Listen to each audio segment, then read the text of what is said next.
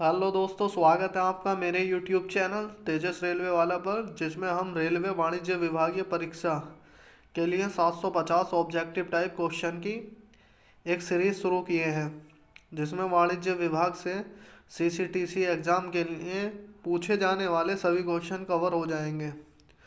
तो दोस्तों, इस सीरीज में बने रहिए मेरे साथ। इस सीरीज का ये 9वां पार्ट होने वाला है। इससे पहले 8 पार्ट कवर कर चुके हैं। तो दोस्तों, शुरू करते हैं। एक समय में अधिकतम कितने अर्जित अवकाश यानी एलएपी स्वीकृत किए जा सकते हैं? तो एक समय में 180 दिन के एलएपी स्वीकृत किए जा सकते हैं। रिटायरमेंट के समय अधिकतम कितने दिनों की एलएपी का नकदीकरण किया जा सकता है? तो रिटायरमेंट के समय 300 एलएपी का नकदीकरण किया जा सकता है। त्याग पत्र के मामले में अधिकतम कितने दिनों की एलएपी का नकदीकरण किया जा सकता है? त्याग पत्र के मामले में 150 दिन का नकदीकरण किया जा सकता है। अधिकतम कितने दिनों का अर्जित अवकाश एलएपी छुट्टी खाते में जमा हो सकती हैं? तो 300। एलएपी वर्ष में कितनी बार क्रेडिट की जाती हैं? तो 2 बार क्रेडिट की जाती हैं, 1 जनवरी को और 1 जुलाई को। 15 1 जनवरी को, 15 1 जुलाई को। नियुक्ति वाली छमाही में एलएचएपी प्रति माह कितने दिन की दर से देय होती हैं? तो दोस्तों, ये होती है 5/3। ऑप्शन इसमें कोई भी सही नहीं है, इनमें से कोई नहीं सही होगा। 5/3 का मतलब एक वर्ष में 20 एलएचएपी होती है। एक समय पर अधिकतम कितने दिनों की एलएचएपी दी जा सकती है? तो एक समय में 24 माह की दी जा सकती है, यानी दो वर्ष की। राजपात्रित अवकाशों का लाभ लेने वाले रेल कर्मचारियों को कितने दिन का आकस्मिक अवकाश यानी सीएल दे होता है? तो ये होता है 8 दिन का। जब कर्मचारी के अनुरोध पर 2 दिन का एलएचएपी डेबिट करके 1 दिन की पूरे वेतन पर छुट्टी दी जाती है, तो उसे क्या कहते हैं? उसे कहते हैं कम्यूटेड लीव। ऑप्शन तीसरा सही है।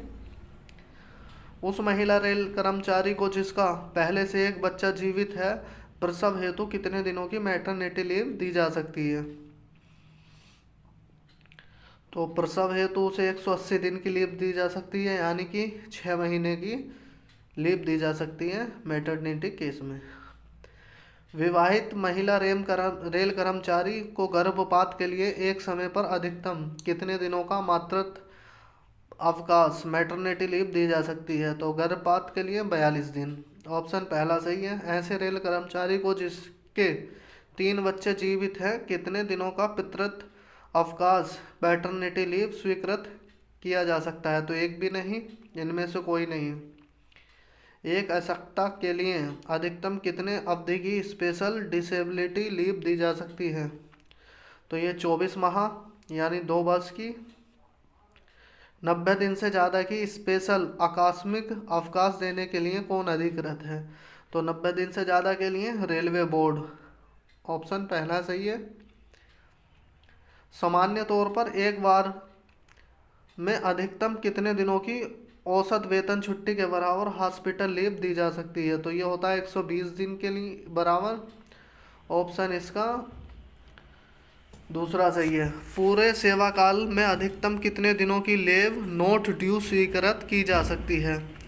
तो 360 दिन की, यानी 1 वर्ष की। सीसीएल क्षतिपूरक आकस्मिक अवकाश सामान्यतः कितनी अवधि के अंदर ले लिया जाना चाहिए? तो ये एक माह के अंदर ले लिया जाना चाहिए। सीसीएल कम से कम कितने वर्ष की सेवा पूरी करने पर अध्ययन अवकाश दिया जा सकता है? तो 5 वर्ष की सेवा पूरी करने पर अध्ययन अवकाश दिया जा सकता है। निम्नलिखित में से कौन सा अवकाश अप्रासंगिक है? तो ये एलपीआर। ऑप्शन दूसरा सही है। असाधारण अवकाश अन्य अवकाशों की सहित की अधिकतम सीमा क्या है? असाधारण अवकाश की 5 वर्ष। ऑप्शन पहला सही है। एक वर्ष में अधिकतम कितनी अवधि का अध्ययन अवकाश स्वीकृत किया जा सकता है? तो एक बार में अधिकतम 12 माह का अध्ययन अवकाश स्वीकृत किया जा सकता है। पूरे सेवा काल में अधिकतम 5 वर्ष का अध्ययन अवकाश स्वीकृत किया जा सकता है। सत्य असत्य, ये असत्य बात है। 24 माह का किया जाता है पूरे सेवा काल में। कर्मचारी की प्रार्थना पर पुराने हेडक्वार्टर से 800 किलोमीटर दूर स्टेशन पर स्थानांतरण के मामले में कितने दिनों का ज्वाइनिंग टाइम दे है? तो इनमें से कोई नहीं। प्रशासनिक आधार पर पुराने मुख्यालय से 1200 किलोमीटर दूर स्टेशन पर स्थानांतरण हो जाने पर कितने दिनों का ज्वाइनिंग टाइम दे होता है? तो इस केस में 12 दिनों का ज्वाइनिंग टाइम, 1000 से 2000 तक 12 दिन का ज्वाइनिंग टाइम होता है। ज्वाइनिंग टाइम कितने समय के अंदर ले लिया जाना चाहिए? ज्वाइनिंग टाइम 6 माह के अंदर ले लिया जाना चाहिए। कर्मचारी के अनुरोध पर बचे हुए ज्वाइनिंग टाइम को कौन सी छुट्टी के रूप में क्रेडिट किया जा सकता है? तो ये LAP के रूप में क्रेडिट किया जा सकता है। अराजपत्रित रेल कर्मचारी को 5 वर्ष से कम की सेवा के दौरान कितने सेट सुविधा पास दे हैं? तो इसको 1 सेट सुविधा पास दे है अराजपत्रित रेल कर्मचारी को। 5 वर्ष की सेवा के बाद राजपत्रित रेल अधिकारी को कितने सेट सुविधा पास दे हैं? तो ये 6 सेट राजपत्रित रेल अधिकारी को। आश्रित शामिल न होने पर सुविधा पास में अधिकतम कितने परिवार के सदस्यों को शामिल किया जा सकता है? कोई संख्या, अधिकतम संख्या पर प्रतिबंध नहीं है। सुविधा पास पर अधिकतम कितने आश्रितों को शामिल किया हो सकते हैं? तो 2 आश्रित शामिल हो सकते हैं सुविधा पास पर।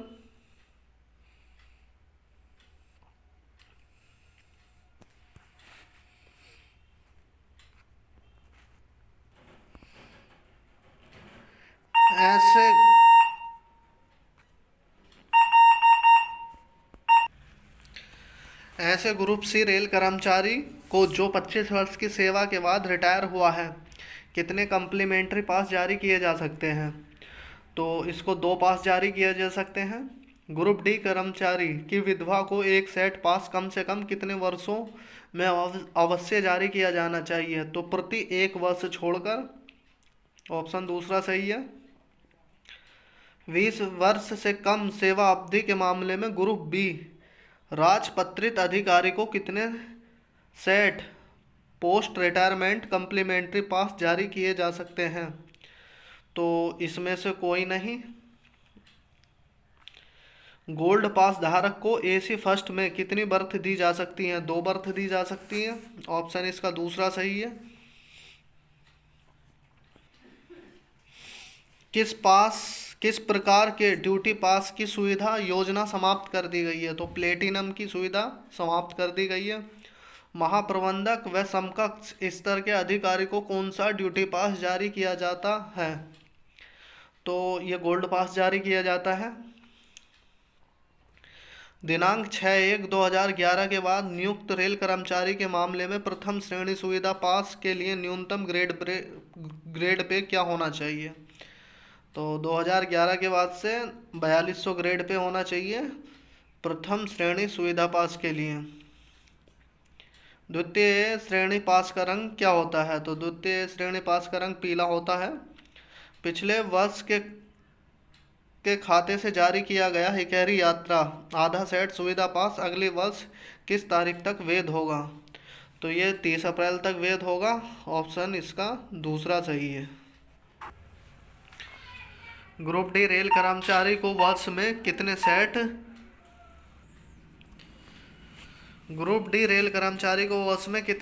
PTO जारी किए जा सकते हैं? तो ग्रुप डी रेल कर्मचारी को 4 set PTO, 4 set group C के लिए भी 4 सेट ही होता है PTO के केस में। PTO सेट बाहरी व वापसी यात्रा की वैधता अवधि अधिकतम क्या है? तो ये 5 माह है। ऑप्शन इसका पहला सही है। द्वितीय श्रेणी सुविधा पास पर यात्रा आरंभ करने की तिथि न भरने पर आर्थिक दंड क्या है? द्वितीय श्रेणी पास के केस में है 10 रुपये। प्रथम श्रेणी सुविधा पास पर यात्रा आरंभ की तिथि न भरने पर आर्थिक दंड क्या है? तो इस केस में 25 रुपये हैं। प्रथम ए सुविधा पास खो जाने पर प्रति पास आर्थिक दंड क्या है? तो आर्थिक दंड 10 रुपये है प्रथम ए सुविधा पास खोने पर। प्रथम श्रेणी सुविधा पास पर 24 घंटे से अधिक पहले आरक्षण निरस्त कराने पर प्रति पास दे राशि है कुछ भी नहीं। इस केस में कुछ भी राशि नहीं दी जाएगी। प्रथम ए सुविधा पास धारक को कितने परिचारक की सुविधा प्राप्त है? तो एक परिचारक की सुविधा प्राप्त है प्रथम ए सुविधा पास धारक को। 46 का ऑप्शन एक। प्रथम ए पास धारक को प्रति वयस्क कितना फ्री अनाउंस डे है?